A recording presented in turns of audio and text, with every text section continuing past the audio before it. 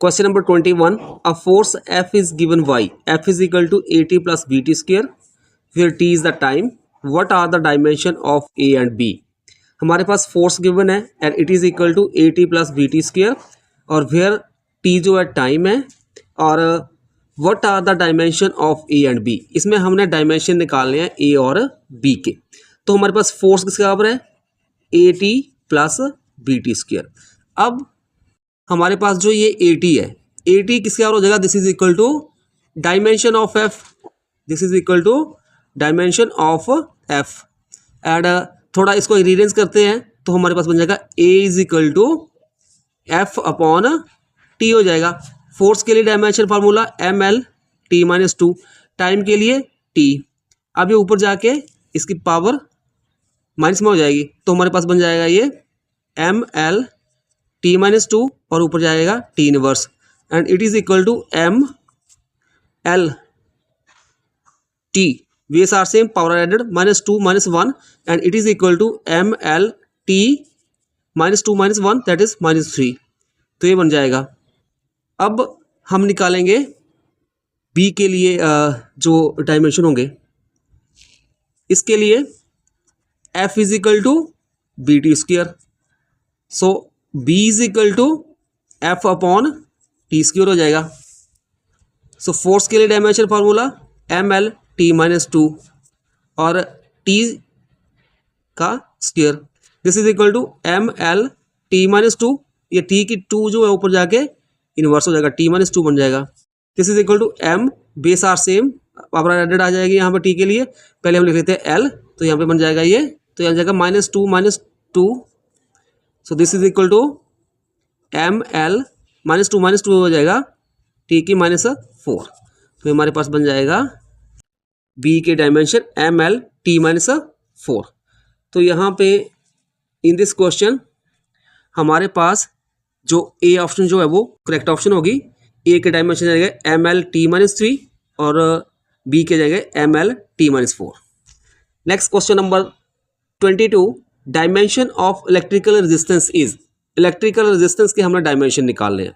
According to Ohm's law V is equal to R I होता है, तो हमारे पास रेजिस्टेंस R किसका V upon I, potential over current.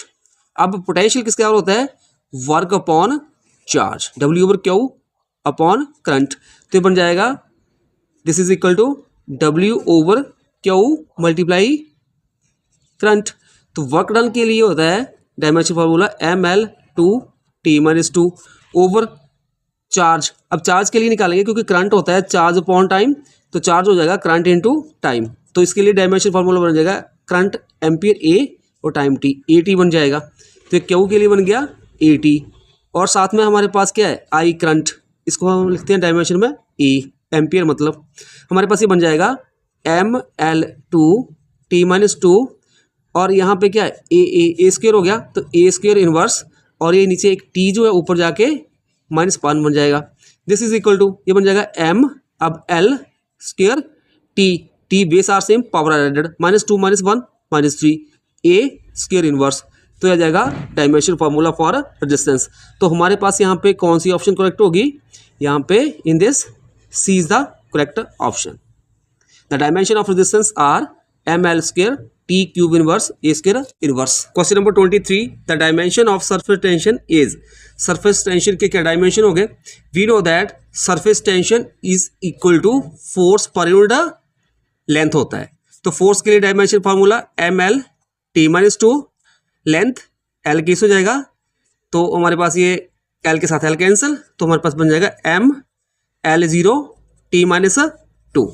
तो यहाँ पे हमारे पास जो डायमेंशन फार्मूला हो जाएगा सरफेस टेंशन के लिए m L0 T minus 2, so V is the correct option. Question number 24, the ratio of the dimension of Planck constant and that of the moment of inertia is the dimension of. जो ratio होगी dimension किसके, Planck constant और moment of inertia के, वो किसके dimension के equal होगी. तो हमारे पास जो Planck constant that is h और मोमेंट ऑफ इनर्शिया उसको हम लिखते हैं I के साथ, और जो प्लैंक कांस्टेंट है h ये हो जाता है एनर्जी मल्टीप्लाई टाइम, और जो मोमेंट ऑफ इनर्शिया होता है मास मल्टीप्लाइड डिस्टेंस का square, that is R square. This is equal to energy के लिए डायमेंशन फार्मूला ml2t-2, टाइम के लिए t ओवर मास के लिए m, r जो है डिस्टेंस होती है तो यहाँ पे बन जाएगा l स्क्वायर, m स्क्वायर के साथ m square cancel, l square के साथ l स्क्वायर कैंसिल, तो यहाँ पे बच जाएगा this is equal to t-2 plus 1, तो ये बन जाएगा t इनवर्स, और this is equal to 1/t, और ये 1/टाइम हमारे पास होता है दैट इज फ्रीक्वेंसी। सो हमारे पास ये आ जाएगा frequency. Question number 25, which of the following ratios express pressure. Pressure हमारे पास होता है equal to force upon area, so यहाँ पे A is the correct option.